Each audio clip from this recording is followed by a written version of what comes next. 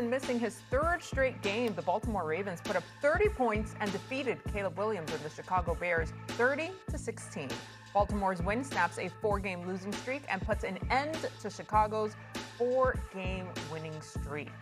All right, Peter, I'm going to start with you here because are you more encouraged by what you saw from the Ravens, or are the Bears just being discouraging here? Yeah, look, it was a terrible day for the Bears, but I think if you really looked closely, there was a semblance of something that we used to come accustomed to and used to expect. I think I saw a Ravens defense yesterday. I think I saw a Ravens defense, which used to be their hallmark as a franchise. Now, I know it's not Ed Reed and Ray Lewis and Terrell Suggs, but there's Nate Wiggins making the biggest play of maybe the Ravens season. And I don't want to go into hyperbole mode here. Maybe the biggest play of the AFC North season this year. This Ravens defense finally came alive. And I'll tell you, they only gave up 17 points against the Rams the last time we saw them. And for as much maligned as they've been, you come out there, they're in man-to-man, all right? Roquan Smith is back. He's all over the field against his former team. Alohi Gilman, who they got in a trade from the Chargers, is suddenly playing safety, meaning Kyle Hamilton can move up and play the line of scrimmage and be that chess piece we were used to. And the Ravens defense has suddenly come alive. And guess what? That's all they needed to hang in there. And the offense ran for 177 yards. And Cam Newton, guess who's coming back? I know it's not official, and I know it could change in the moment's notice, but I hear it, and I feel it, and I think Lamar's coming back Thursday night against the Dolphins. And as the Browns lost in a terrible game yesterday, as the Bengals lost in even worse fashion, and as the Steelers lost at home on Sunday Night Football, the Ravens very quietly won, put another win on the board, and Lamar's coming back. I kind of like the Ravens and their defense. They showed up. I'm good, and I'm ready. Peter, it just hit me. Peter Leonardo, I like where you at, brother. And I'm going to tell you why. Because when you start to mention that, well, hold on, wait. You're telling me there's a chance with the most dominant player in the NFL, and I did not stutter, the most dominant player in the NFL, and Lamar Jackson coming back, as we hope him to be healthy. Knowing what he is faced with and knowing what he will be faced with, it is going to be tough, nevertheless.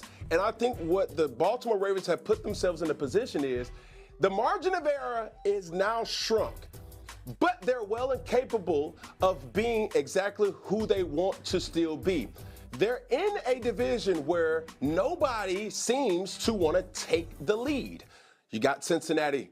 You have, Cleveland. We know what they are. And obviously what we've seen in Pittsburgh, these teams have not really took the bull by the horn and said, listen, this is our division this particular year.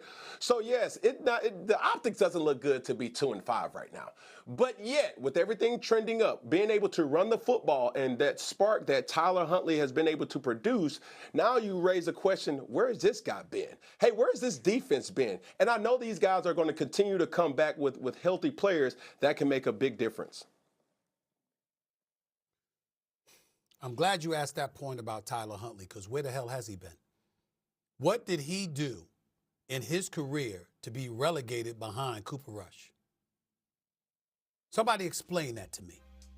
I need that investigated. Peter Schrager, you're connected, damn it. I'm on it. It don't take you but a phone call. Find out what the hell happened, okay? I want an answer for that by tomorrow if you can, Peter. You don't work for me, but please do that for me, please. Thank you very much. I need the answer to that damn question, okay? A lot of people wonder it, Stephen A. I mean, this brother comes out, completes about 77% of his passes. And by the way, he's been a serviceable backup for the Baltimore Ravens for 4. We know he can play. Why the hell was he relegated below Pete Cooper Rush? Right? Because he had a few good starts when Dak Prescott was out. Ridiculous, okay? It's not an accident that the Baltimore Ravens look the way that they look because they had him. That's number one. Number two, my answer to this question, however, I get where y'all are coming from. Although they're 2-5, there have been 11 teams since 1990 that started out 2-5 and made the playoffs. And the way the Steelers are looking, particularly defensively, it's not beyond the realm of comprehension that Lamar Jackson could come back and the Ravens could make a run. Having said that, I find myself, although very encouraged by the possibility of Lamar Jackson ultimately ascending the Ravens to the playoff picture, I'm incredibly discouraged by the Chicago Bears. I mean, I ain't gonna lie to you. I don't use this word often. They pissing me off.